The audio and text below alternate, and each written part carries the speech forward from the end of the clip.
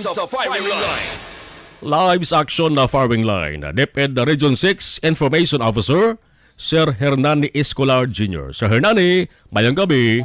Mayong gabi sa Action Marlon, no? Pagsangalan sining DepEd Region 6 Regional Director, Dr. Ramir Bitico. Agatang niyo, kita no, si Chasney ka mayong gabi sa tensing nga followers of Palamati isang Action Radio Bacolod. Salamat gid sir. Palarong pambansa balik na sa mga tuig 2023 matapos ang daw pilaman ka tuig no nga pagka-postpone sini bago sa COVID-19 pandemic. Sa mga adlaw sir, sugod na ang pre-events. Pero unahon ko lang sir check kung kompleto na bala nga nakaabot dira sa Marikina City ang taran-taran nga delegado sang Western Visayas sir. Halos ko na mga delegado natin yung mga athletes, coaches, assistant coaches sa Peron, sa technical working group members. Ang nangyari na din no, sa may syudad sini sa Marikina, no, agad sini sa pag-participate sa subong sini nga tuwidong edition sa atong sini nga palarong pambansa. So kung tanawin mo, mayara kita sa 539 athletes, 131 ka mga coaches, assistant coaches sa Peron, sa 133 sa mga technical working group. So, for a total of 813 kitatanan Norway sa may Marikina. So, sa subong sining adlaw, diniwat sinino nga mga pre-events ng atong sining host city, which is ang Marikina City. Sa ngay sino kinasangaga ang obstacle course, year dance, shape, kag e-sport. Sa sining hapon no, ang patintero, tumbang presyo, kag kadang-kadang. So, sining mga indigenous sports, sining nawag kong patintero, tumbang presyo, kag kadang-kadang. May mga miyembro kita no, sa ating technical working group and also sa ating mga personal na nag-join sa inan mo dito sa may Marikina Sports Complex Gymnasium. So sa mga masunod sining adlaw, may tagaiwaton sa gidno nga mga aktibidades no, leading to the opening program natin from July 31 sang hapon. So tomorrow may isang refresher course ng ating mga technical officiating officials. And also, sa 30, mayroon akong solidarity meeting ang atong mga technical officials no, together with the National Technical Working Group. Now, rin no, sa solidarity meeting, after nga matapos yung meeting ngayon, dara na no, Action Marlon, mabalaan no, kung ano sini ang mga game schedule natin. Kasi based no, sa nakasanayan, pagsubuman sa guidelines ng National Palarong Pambansa, after the solidarity meeting, dara mabalaan no, ang pagpasunod kung sino ang magampang sa round 1, sa round 2, until the end, no, kamakalabot kita sa atong sining final skid.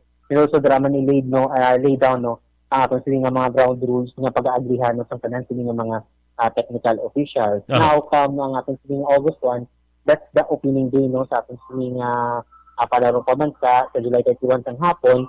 And then August 1 until 5, dara na gid mga days ang atong sining competition proper, and then August 5 sang hapon, ang aton sining closing program. Kasi kabungan sa aton sining closing program Action Marlon will be no the declaration no kung sinong mag-host sa aton sining palarong pambansa 2024 and somehow pati ang palarong pambansa 2025. Okay. Ang mga kinahanglanon sang delegado, transportation, billeting, pagkaon kag iban pa, wala naman so far sang problema sir? Wala na kita sa problema nga na-encounter in terms of our athletes, no, nga mga needs nila ka nga isinisang pagkaon. Kasi ang aton sining mess committee together with the purchasers naton padayon ini sila ng mga provide sa mga needs ng aton sining mga athletes and also as nangyayari diri sa Marikina. In terms of billeting, ang aton sining mga billeting rooms diri sa may Kalumpang Elementary School, Kalumpang National High School, Marikina Science High School, ang Tinlo, arranged classrooms natin and provided ang mga sleeping mats, also ang ulunan kag ang habol. Now, in terms of transportation, may dinaretahan kita nga van to ensure nung hindi malate ang aton sining mga atleta. So, kung nagligad nga adlaw, naghimo no sang ginatawag sing simulation run ang aton sining transportation committee no to ensure kung pila ka minutes bala ang i-travel sa aton sining delegation coming from our billeting school padulong sini sa atong sining mga game venues. So, it's a way no of ensuring that makahatag kita sa ample time sa atong sining mga athletes going to their respective playing venues. Kasi Action Marlon yung mga gusto, no? Kasi pag-abot ito, gasala pang atong sining atleta nga late sila. So that's why we really have to ensure, no, guided na sa atong regional director ni Dr. Itico, na dapat no atong sining atleta are well taken care of while they are here no sa palarong pambansa. Aha. Kundri nga mga atleta halin sa Negros Occidental, si Governor Lacson sa amo sa nga interview sir nagligad. Nagsiling siya nga may ara sang 8 million pesos nga ginsuporta ang provincial government. Sa iban nga delegado sir halin sa iban nga probinsya sa Western Visayas, sigurado nga may financial support man halin sa ila sa sa ka mga local government units sir. Yes, no, may gina-provide nga assistance ng aton sa mga local government units Aha. sa mga delegations no, from their respective sa mga provinces. Wala lang kita dala sa holding sa ating regional office. Aha. Kaya most ng coordination in Action Marlon is between the schools division offices kung sa ng ating mga athletes and the local government units nga kung sa naka-under ng ating mga or naka-locate or naka-situate ang ating mga division offices. So, siya is more on the division and LGU coordination of Marlon. Okay. Ang Western Visayas, kung sports ang paghahambalan, nabantugan kita sir sa tawag nga home of the champions. No? Ano karako sang tsansa sang Region 6 nga makuha ang championship crown, sir?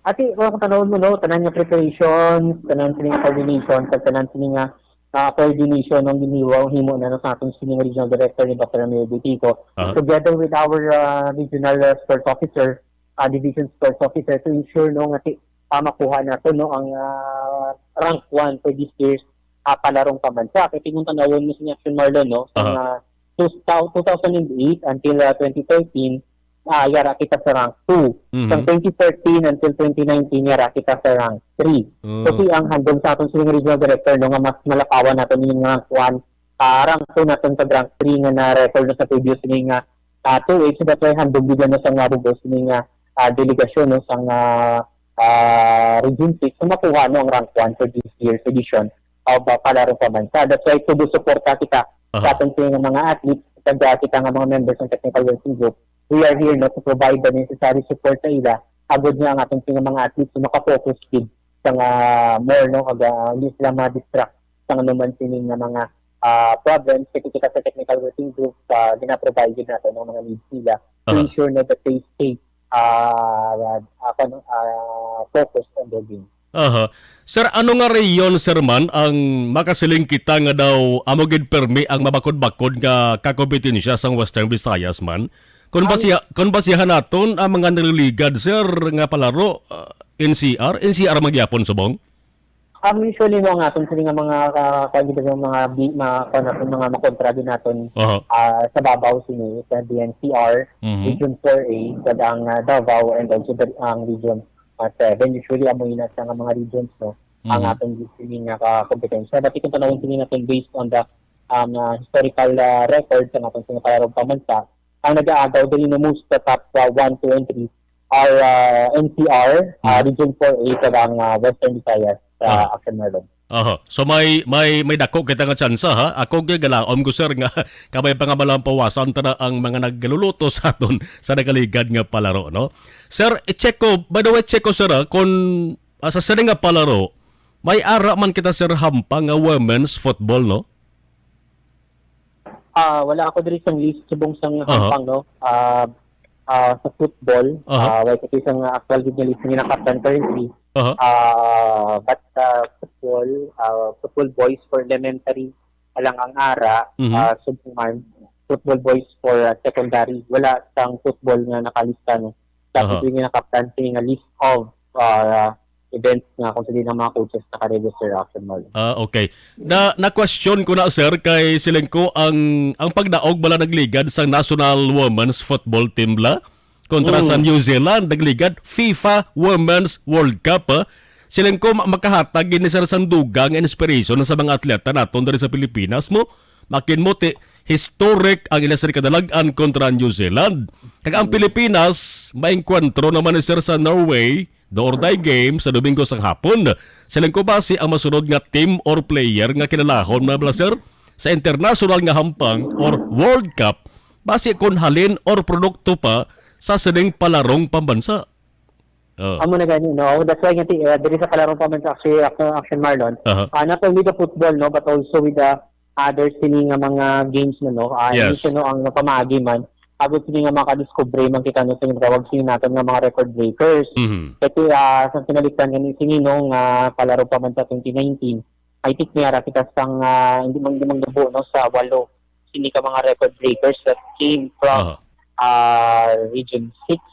Mhm. Kanga sinino sa long jump nakabit kita sang mayara kita sang new record in the name of Trexie De La Torre.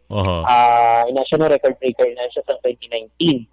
Sa shot put, si secondary girls, si Jamela Di Asis, nabito man ang previous inning record from NCR. And also, sa 1,500 meters, ining secondary boys, si Alfred Braza, nakuha naman yung nabito man ang record sa Northern Mindanao Regional Athletic Association niya athletes. So, it only shows kung sa sining mga palarong pamansa natin na ginahiwa, not only for football but also for the other games. There are those athletes kita yung makabreak sa previous sining mga records sa ating sining, especially sa ating sining mga athletics.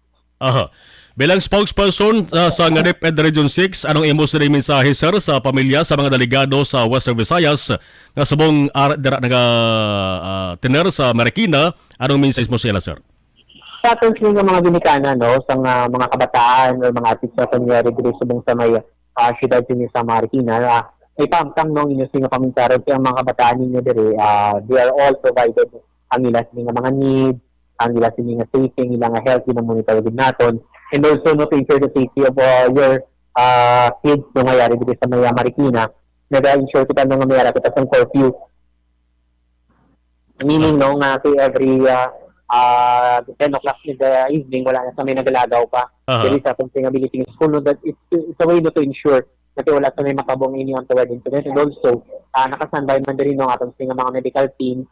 They are on standby 24/7 to ensure nga bisan VRs of the night ready na no, to provide the necessary medical care no, sa mga ginabatsyag naton nga tayo. And also sa ating mga delegado. And also, ang local police spirit sa Marikina nakasandby man sa perimeter naton to ensure na wala sa outsiders na makasulod sa atong sining Philippine School. And also, kita no sa Deputy Agency sa papungan ng Dr. René Butico, we ensure no nga ma-provide din nato ng tanan sa ila in order ng inyong kabataan makafocus din sa ila sining mga kampa.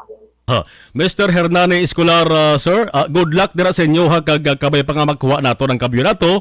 Agod mapamatud-anta ang ato sa dibansag nga the home of the champion. Salamat gid sir, good luck sa inyo dira halom permi mayong gabi. Maraming salamat Action Marlon tag mayong gabi sa sunod. Action firing